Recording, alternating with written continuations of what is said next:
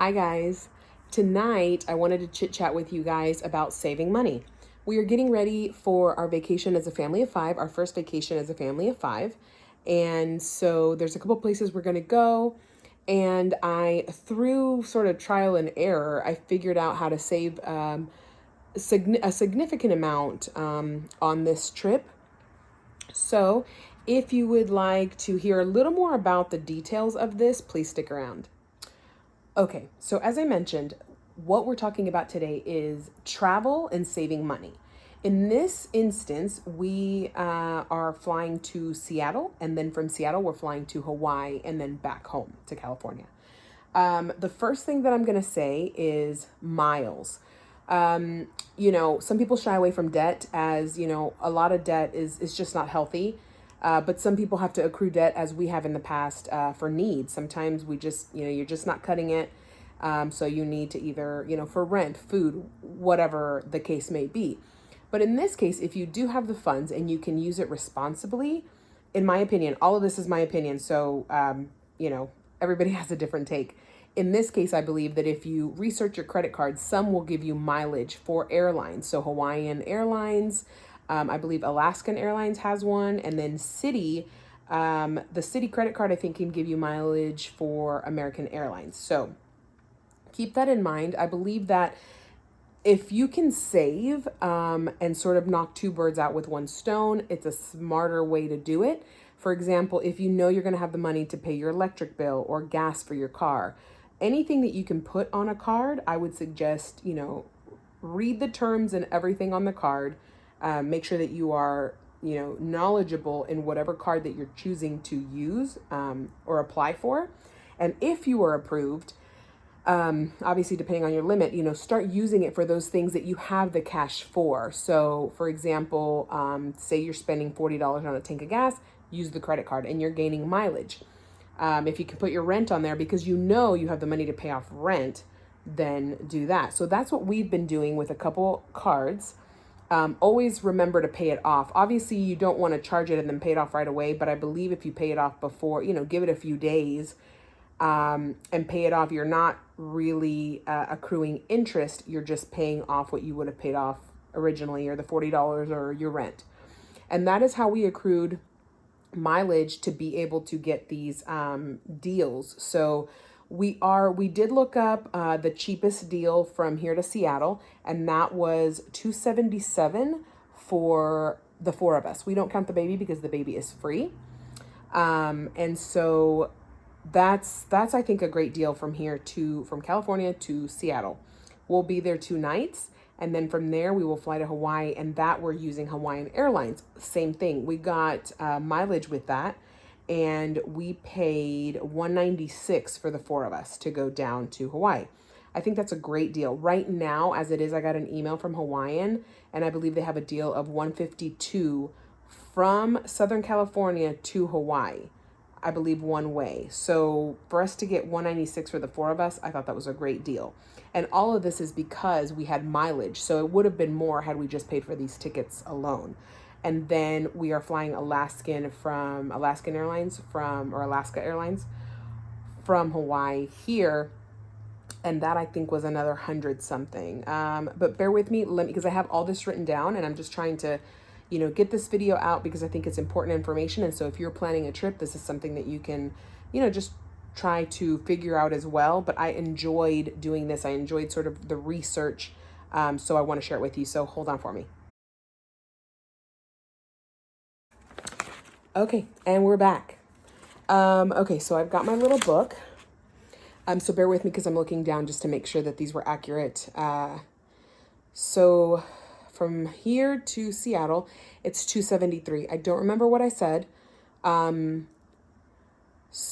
again, these were for the four of us. 4.5, I don't count the baby. And then from Seattle to Hawaii, it's $190. So I apologize. I think I got some numbers off. And from Hawaii back home is $277. So that for 4 people to go to 2 places is a total of $742. I'll just round it up because some had cents. I think that's a great deal. Just based on, we used to fly a lot standby, and that is a more affordable way of flying. but it's not for sure. If any of you fly standby, you know what it's like. You could be there all day. They could call your name, maybe they don't. So it's a little tricky, but we've had experience with that and just trying to look up flights and kind of comparing what we would spend. So I thought that was great. Now, what we did, sometimes this is what we like to do, is I think it's Priceline. I'm not, so when we do Priceline, because sometimes we'll do staycations just because, we can't get too far, but we want to just be away from the house. So we'll go to Priceline, and my husband likes to use, I think it's don't quote me, but it's like the lightning deal or the express deal. And so in a certain area, if you're not familiar, it'll say like 2.5 stars, 3 stars, 4 stars. You get to pick like what hotel, but it won't tell you the name of the hotel. And so you can get it for very cheap prices. I'm talking maybe $60 where it could have been $80 or $100. We have stayed, when we picked one, it was the Hyatt House. If you've been, all of them are really nice. Like it's a nice, I think, mid-level hotel. So we were able to do that for an affordable price. Obviously it varies and it may vary in your area, but that's a good deal. So that is what we like to use, the express deal, if we don't mind, depending on where we're going. I don't like to do that. I hate to say that I'm picky. I'm particular, but I like to know what I'm like, where I'm going. And if I'm going, I want to relax. I want to know what I'm getting as far as the breakfast, things like that, if that is what we're choosing. So I would highly recommend Priceline Express Deal if that is your thing. If you're okay with that and you're just kind of like luck of the draw, let's just see what happens. You can definitely make sure that you pick, like, say if you don't want anything less than 3.5 stars, you can do that. It'll tell you what the star category is, but it won't tell you the name until you pay for it. Once you pay for it, it'll tell you what it is. So that's what we used for the Seattle hotel. We will only be there 2 nights. There's only a couple things that I want to do there, but I've never been and I'm excited. And the majority of the time we will be in Hawaii. So, so interesting story here. We were looking at the Hilton Hawaiian. We wanted to do Airbnb and we were looking at everything, especially close to the beach because we have kids. If we didn't have the kids, we don't mind being a little farther because, you can walk. But with the kids, I think it's a little harder to, get down to the beach if they're tired, hungry, the whole deal. So I was looking at the Hilton Hawaiian. We ended up there after like days of research because the Airbnbs, they were a little tricky. We needed more beds and it is trickier because they don't come and clean like hotels do. So we have had good experiences at Airbnb, but it just depends on the trip and what you want to do. In this case, we decided, well, we're just going to go a little bit higher because Hilton Hawaiian is more expensive. They have a lagoon, which is super cool. And so we did that, and it was like for 3 days. So what we were going to do is 3 days there. This is sort of a tip. You could, if you're staying, say, 5 days somewhere and you're able to afford this and you want something nice, but you also need to kind of compromise, stay somewhere maybe a little more expensive where you're more comfortable the first 3 days or the last 3 days, and then swap it to where the other days you get something like an Airbnb, or if you're alone or with a friend, a hostel. We have kids, so, we would need a room or, a cheaper hotel further inland where you can do other activities that are not in the beach. Everything that I'm saying is for this situation, but it can be applied to any other city. For us, it was just the beach that we kind of kept going back and forth with. So with that being said, we were going to pay, I want to say and I'm rounding here, like say $1,200 for 3 nights at the Hilton Hawaiian. We still had to go and look for the other hotel for the other couple nights. And since we were renting a car those last nights, we said it's fine if we are further inland. We just won't go to the beach as much, or we'll figure it out. And so my next tip here is when we looked at a hotel online that we wanted that was cheaper, it said it was booked. Now it is closer to the beach, but for the days that we needed, it was like booked, say 4 out of the 5 days. And I was like, man, that's really a bummer. But then I don't know why I started just thinking, and I said, well, I can't imagine, say if a celebrity or something shows up or something's going on, like I can't imagine them fully being booked. They can't be maxed out, right? They have to have leeway. So I decided to call, and this is what I'm saying. When you do your research, this was the fun part for me, and I could I would love to be like, I don't know if it's a travel agent, but like if you need help with travel, holla at your girl. That's kind of what I'm saying. Is I had so much fun sort of making these phone calls, and I did all kinds of websites. I was going back and forth. I had my handy dandy little book of just writing everything down. So I decided to call them, and I did, and they were so nice. And I said, look, this is what we're needing, but online it says that you are like, the only thing you have is 2 days out of the whole week, or the whole, like, out of everything else that we needed. And they said, no, we do have it, but online we sort of, same thing. We give that leeway just in case. So we do have those rooms available. And I was like, oh, wow, this is amazing. So on the phone, I booked it for the last 2 nights, right? So the first 3 nights I had the Hilton. The last 2 nights I had this place. And so I said, cool, we'll take it. So we did. I paid it. And then as I hung up, I decided, I was like, wait a minute, why didn't I ask them for the whole week? It was significantly cheaper. So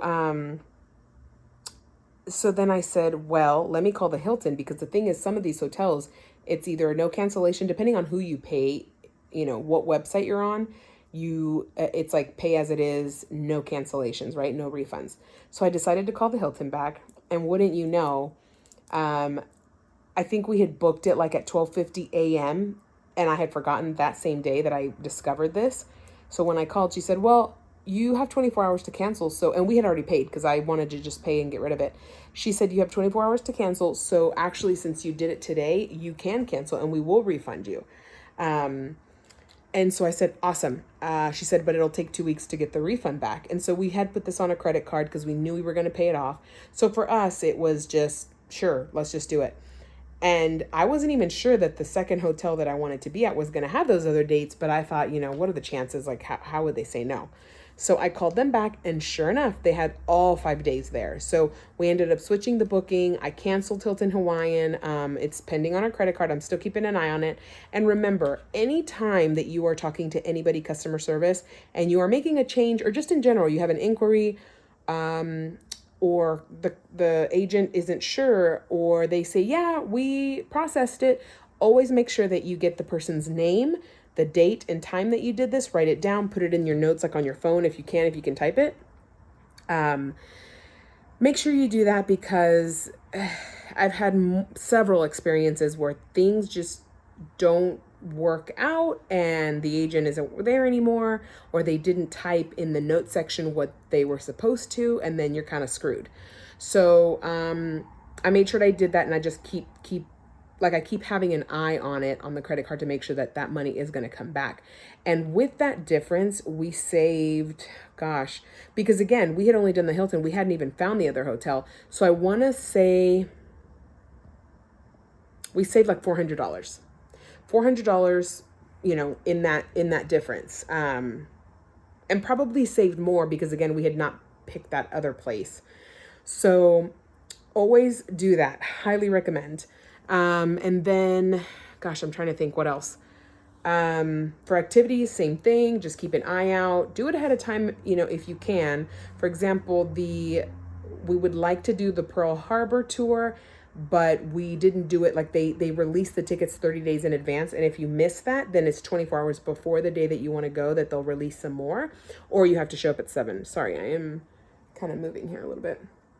You have to show up at like really early to gather your tickets. So something like that, you want to make sure that if you can, you are doing this research and booking these tickets far in advance. And sometimes, who knows, not for Pearl Harbor, but maybe for other tickets, there will be a discount or a special. Just keep an eye out on those. So the hotel was a huge one. That's what I wanted to share, because I think it's so important, to save money, because you can use that on, like say renting a car, or you want to do other activities, and you can put that money towards that for travel, instead of giving it somewhere, unless you had your heart set out, on the Hilton Hawaiian, which is beautiful. And I would have loved to try like one night, but with kids, it's kind of like, this time we'll just stay in one place the whole time. And so I'm trying to think, let's see, bear with me here.